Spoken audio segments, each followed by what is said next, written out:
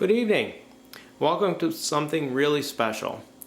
It took me 2 years since I first saw this Hoya to be able to obtain the plant. This is Hoya inflata, and we're going to take a quick visit with it tonight. First of all, I want to thank Julie Kennedy from the United Kingdom for making it possible for me to obtain this plant. It came from the Little Nursery in Australia, and it got sent to her in a group order to the UK, and she rooted it for me and sent it on to me. From the time this plant was cut from a cutting, it took exactly 8 months to bring it to bloom.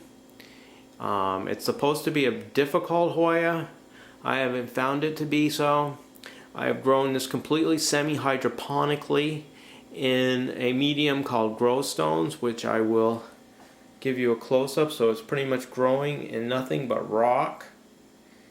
I've watered this every single day since I've had it with a fertilizer solution. It's grown completely under artificial light, a combination of high pressure sodium and T5 fluorescent lighting. It has grown spectacularly well, and now I'm going to turn this plant around so that you can see why this plant is so desired and so unusual in the Hoya world. The blooms are like nothing else that I've seen. You can take a look at these. They look like giant puffballs or marshmallows that have poofed open, or they've also been compared to like little parachutes. It's quite interesting.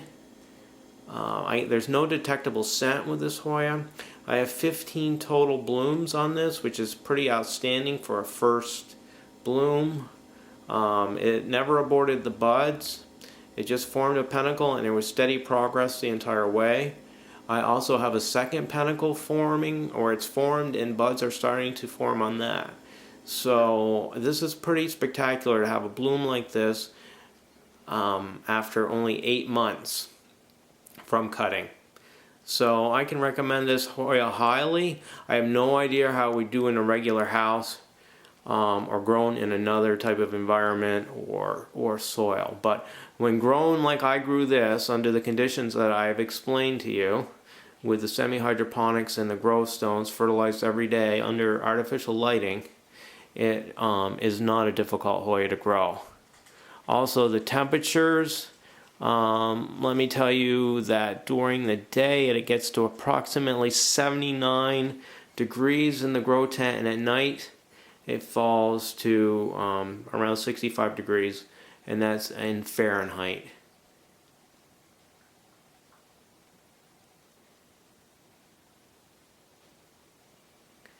So I'm glad I was finally able to obtain this Hoya. Half the most difficult part in blooming some of these Hoyas is getting the plant in the first place. So I don't know exactly where I'm going to go from here or what will happen to this plant, but we shall see. But it was a fun challenge, and it's just a lovely plant. So once again, thank you for taking the time and visiting with me and Hoya inflata. And I'll see you really soon with another great Hoya. Thanks for watching.